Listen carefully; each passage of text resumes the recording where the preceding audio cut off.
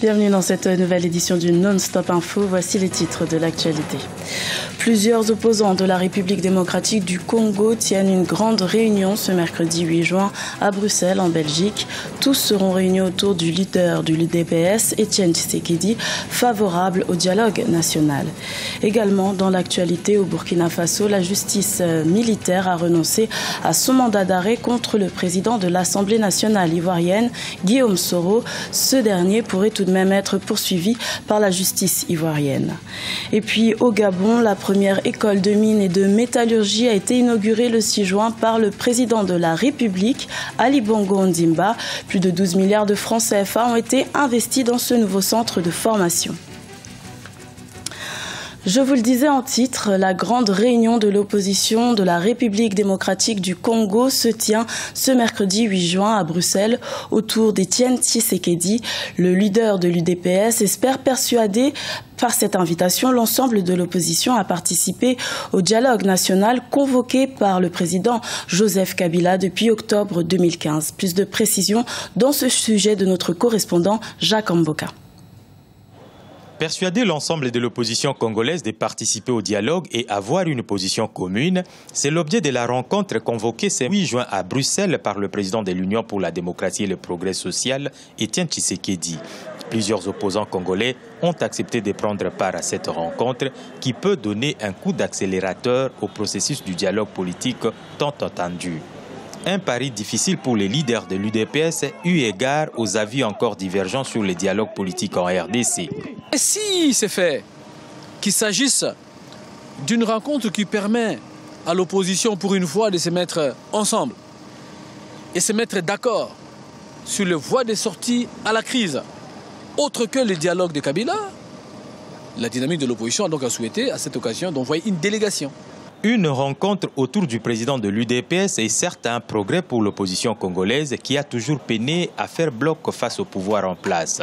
Le pouvoir reste néanmoins perplexe quant à cette mobilisation rapide et fustige le choix de l'étranger pour discuter des problèmes du pays. Dans ce pays, nous avons un processus de dialogue qui peine à décoller. Et donc évidemment, on peut s'étonner que du coup, il y ait une mobilisation générale, un consensus général, cette fois-ci pour se rencontrer, pas au pays, mais à l'étranger, et on l'espère pour les biens du pays. Notons tout de même que certains partis de l'opposition, dont l'Union pour la nation congolaise de Vital Kamerhe et le mouvement de libération du Congo de Jean-Pierre Bemba, ont refusé de prendre part à ces assises. Ils estiment que seule la tenue de la présidentielle dans les délais et sans le président Kabila est la solution à la crise actuelle. Également dans l'actualité, l'ancien président tanzanien Benjamin Mkapa, nommé facilitateur de la crise burundaise par l'Union africaine, rencontrera l'opposition burundaise ce vendredi 10 et samedi 11 juin à Bruxelles, en Belgique. Rappelons que le Sénarède avait boycotté la relance du dialogue inter-burundais qui s'est tenu à Arusha du 21 au 24 mai, mécontent de ne pas avoir reçu une invitation collective. Cette plateforme de l'opposition a réaffirmé dimanche 5 juin sa ferme position de participer au pourparlers de paix inter-burundais, mais en tant qu'une entité. C'est l'un des titres de l'actualité. La justice militaire burkinabé a annoncé lundi 6 juin qu'elle renonçait à son mandat d'arrêt contre le président de l'Assemblée nationale ivoirienne, Guillaume Soro, pour son implication présumée dans le coup d'État manqué de septembre 2015.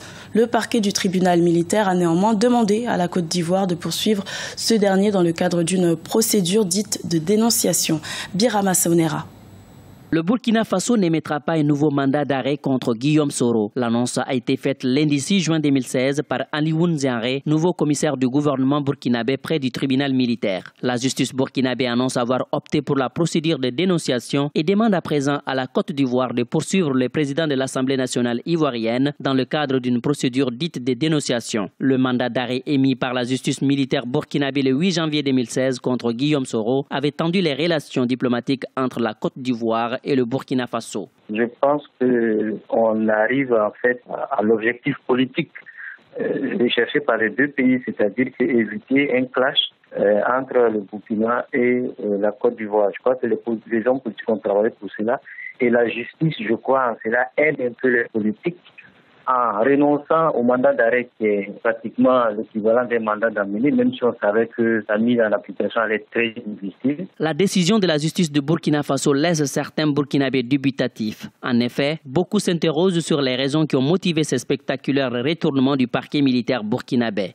J'explique une partie, il justifie un peu l'insurrection par les problèmes de justice. Et on se rend compte que les premiers pas qui avaient été posés, qui allaient dans le sens de ce qu'espérait la population, sont en train d'être remis en cause. Donc une bonne partie de la population ne comprend pas en fait les suites à donner au dossier. La confiance est en train de s'effriter entre l'opinion et la justice, à tort ou à raison, parce que les juges ont les raisons, mais les populations n'entendent pas ça de cette oreille. La Cour de cassation burkinabé avait déjà annulé au mois d'avril 2016 une série de mandats d'arrêt émis en janvier 2016 contre l'ancien président burkinabé Blaise Compaoré et Guillaume Soro suite au vice des procédures constatées par le commissaire du gouvernement, le colonel Norbert Koudougou. À présent, la question qui se pose est de savoir si la justice ivoirienne poursuivra ou non le président de l'Assemblée nationale, comme demandé par la justice militaire burkinabé.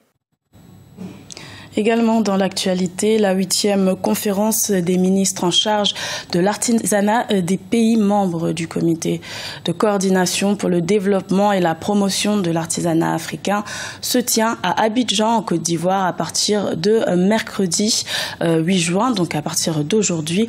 Cette rencontre placée sous le haut patronage du Premier ministre ivoirien Daniel Kablan-Dankan doit donner les orientations stratégiques au plan régional et continentale. Le thème central de cette édition portera sur le financement du secteur de l'artisanat en Afrique.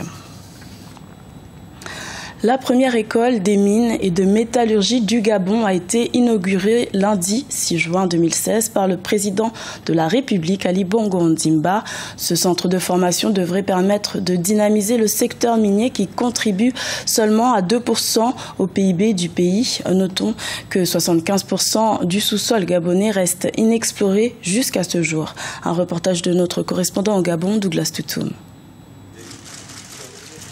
Le président de la République du Gabon, Ali Bongo Ondimba, a procédé le 6 juin 2016 à la coupure du ruban inaugural de l'école des mines et de métallurgie de Mwanda. Cette école d'application implantée dans la province du Haut-Ogooué ouvrira officiellement ses portes à la rentrée universitaire 2016.